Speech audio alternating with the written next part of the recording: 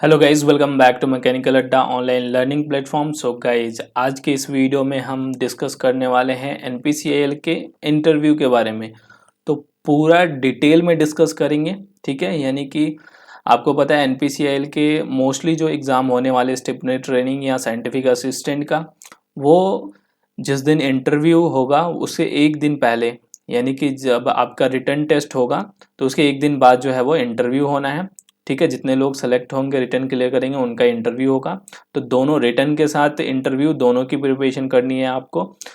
तो इस वीडियो में मैं आपको टॉपर के जितने भी लोग सेलेक्ट हुए हैं और एनपीसीआईएल में वर्क कर रहे हैं उनके एक्सपीरियंस शेयर करूंगा, ठीक है।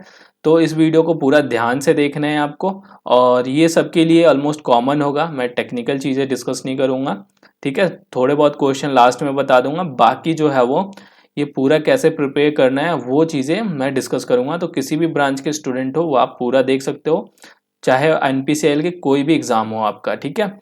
तो इस वीडियो को शुरुआत करते हैं और वीडियो को बिल्कुल लास्ट तक देखना है, ठीक है गाइस। तो चलते हैं नेक्स्ट। उससे पहले मैं आपको बता दूं कि हमारे मैकेनिकल अड्डा ऐप पे अभी 5 मार्च तक जो है आपका ऑफर पीरियड चलेगा, ठीक है। तो उससे पहले आपको जो भी चीज़ें, अगर आप एनपीसीआईएल बाकी की प्रिपरेशन कर रहे हो, टेस्ट सीरीज चाहिए, तो ये कोड लगा के आप ये डिस्काउंट जो है डायरेक्ट 100 रुपीज़ का वो ले सकते हो, ठीक है। और उसके अलावा आपको कोई भी टारगेट बैच हो, इसरो के कोर्सेज हो गए, टेस्ट सीरीज हो गए, तो वो ज्वाइन करने हैं तो उसके लिए फ्लैट 20% डिस्काउंट। तो ये आपके रिक्वेस्ट पे हुआ है, आप सभी ने रिक्वेस्ट किया है डिस्काउंट ऑफर दोबारा एक्सटेंड करने के लिए, तो ये हमने बार्क वाला कर दिया और साथ में एक नए डिस्काउंट ऑफर है।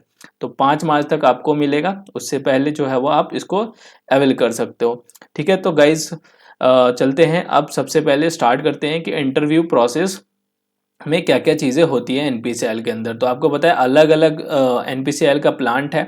अभी लेटेस्ट जो है वो एग्ज़ाम जो होगा वो किसका होगा, एनपीसीआईएल कैप्स नैप्स का होगा, यानी कि नरोरा पावर स्टेशन, ठीक है, नरोरा एटॉमिक पावर स्टेशन।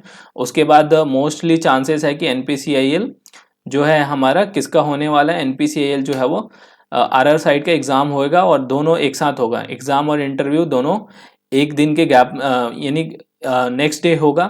और बाकी आपको पता है कैप्स का जो है वो काकरा पर का जो है वो आपका जो है इंटरव्यू जो है वो रह रहा है, क्योंकि रिटर्न का रिजल्ट नहीं आया, उसका एग्ज़ाम जो है वो ऑनलाइन होता है इस वजह से, तो ये इशू है। तो अब जो है आपको पता है कि इंटरव्यू जो है वो काफ़ी इंपॉर्टेंट है यहाँ पे, और इंटरव्यू की प्रिपरेशन बहुत कम स्टूडेंट करते हैं, बिकॉज बाकी एग्जाम में इंटरव्यू अब काफ़ी कम होता है। सिर्फ रिसर्च वाले में, सिर्फ इसरो में भी नहीं होता है, यहाँ पे आपके सिर्फ एनपीसीआई यानी डीआई के हर सेंटर में इंटरव्यू होता है, ठीक है। डीआई के हर सेंटर में जो है वो इंटरव्यू होता है, चाहे वो बार्क हो, आईजीसीआर हो या एनपीसीआईएल के अलग अलग सेंटर हो, ठीक है। तो सबसे पहले आप जाओगे, रिटर्न में सिलेक्ट हो आप, तो सबसे पहले आपको डॉक्यूमेंट वेरिफिकेशन कराया जाएगा, और किसी किसी जगह तो फिजिकल होगा, जैसे कि एनपीसीआईएल नैप्स में है वहाँ पे फिजिकल भी होगा साथ में, जो भी स्टैंडर्ड है फिजिकल स्टैंडर्ड वो चीज़ें चेक होगी, और फिर डॉक्यूमेंट वेरिफिकेशन होगा। तो कई जगह जो है वो फिजिकल नहीं होती है, जहाँ पे गिवन होता है नोटिफिकेशन में वहाँ पे होगी, ओके।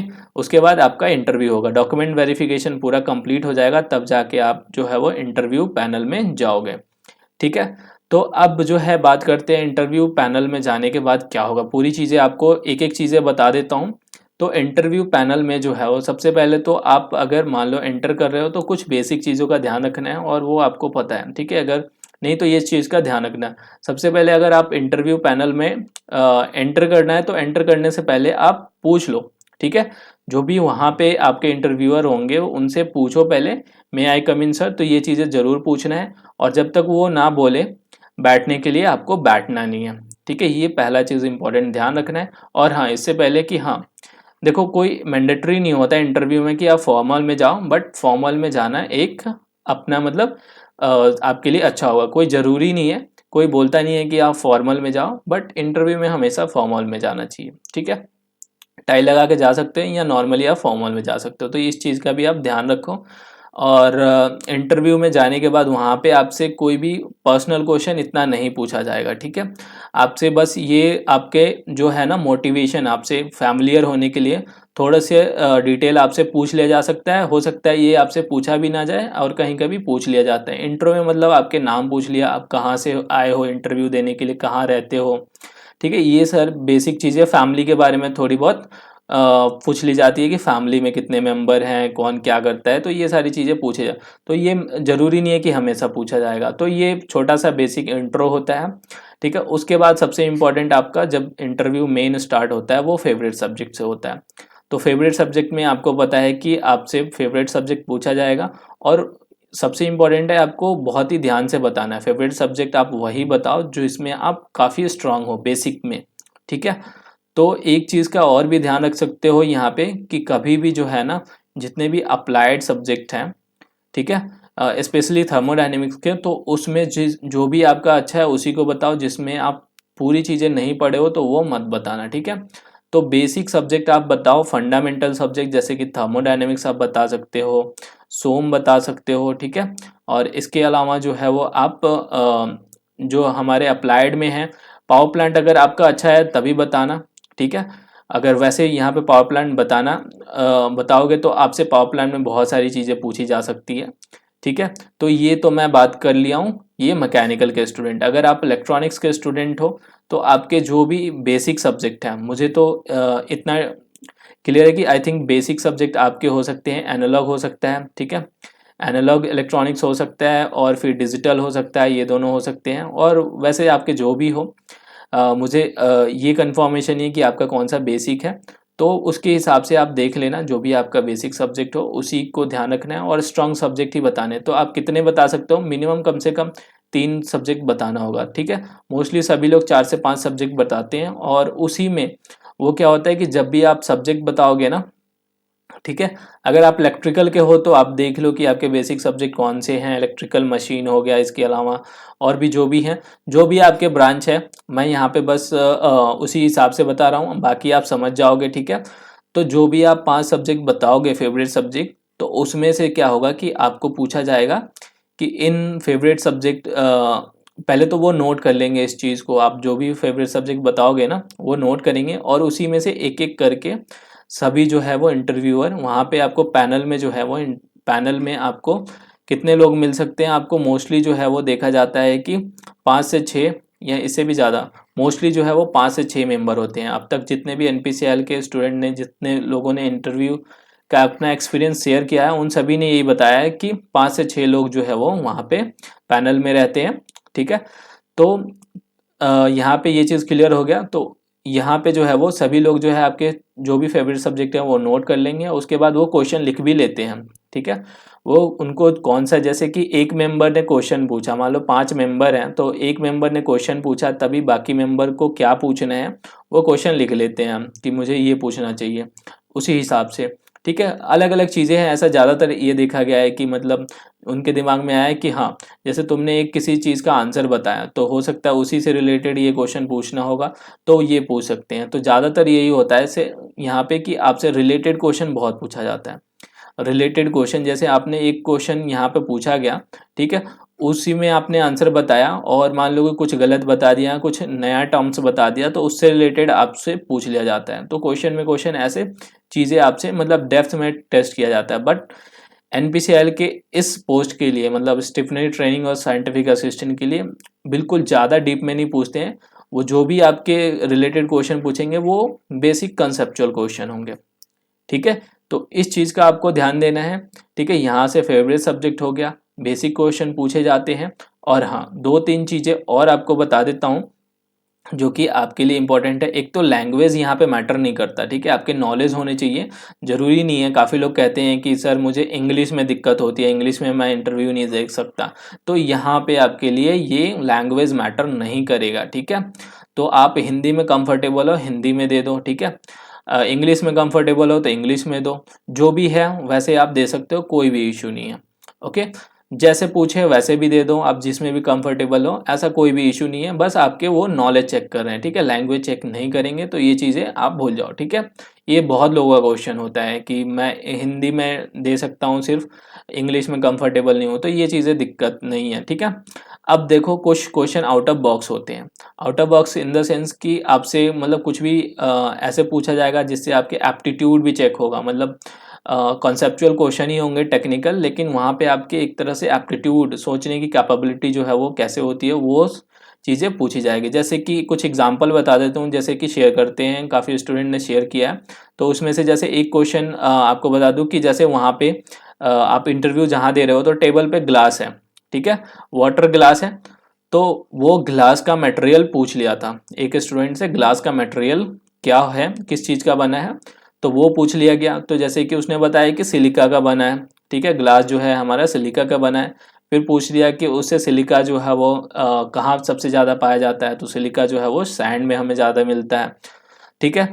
तो उसमें एक और क्वेश्चन पूछ लिया कि ग्लास को हम अगर नीचे ड्रॉप करते हैं तो फिर क्या होगा, तो ग्लास को नीचे ड्रॉप करेंगे तो क्या होगा, टूट जाएगा, तो क्यों टूटेगा, क्या रीज़न है, ठीक है, ये सारी चीज़ें हैं। तो ये मतलब मैकेनिकल वाले स्टूडेंट के लिए क्वेश्चन है।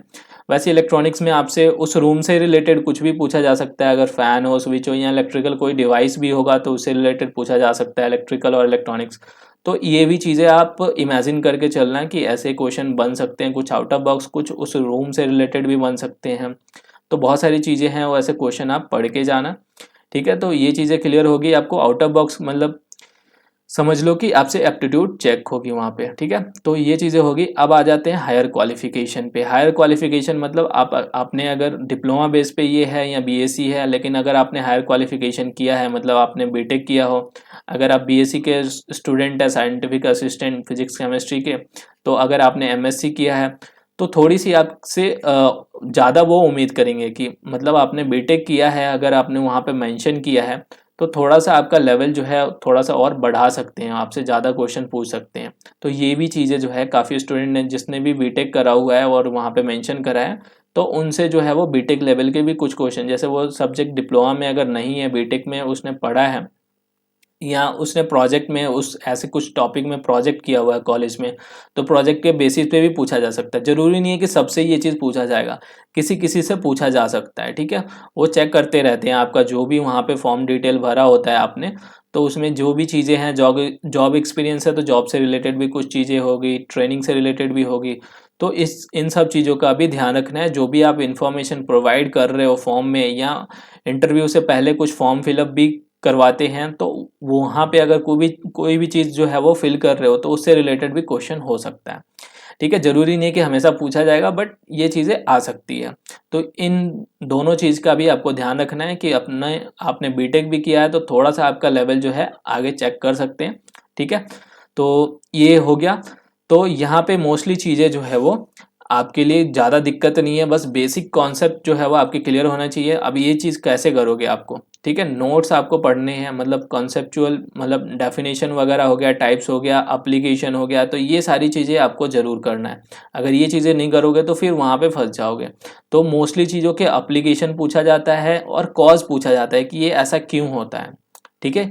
मोस्टली क्वेश्चन पुटअप होते हैं इंटरव्यू में, कॉज पूछा जाता है कि ऐसा क्यों होता है, इसका क्या रीज़न है, ठीक है। तो ये सारी चीज़ें आपको पढ़ना है, जो भी आपके सब्जेक्ट हैं, अगर फेवरेट बताओगे तो।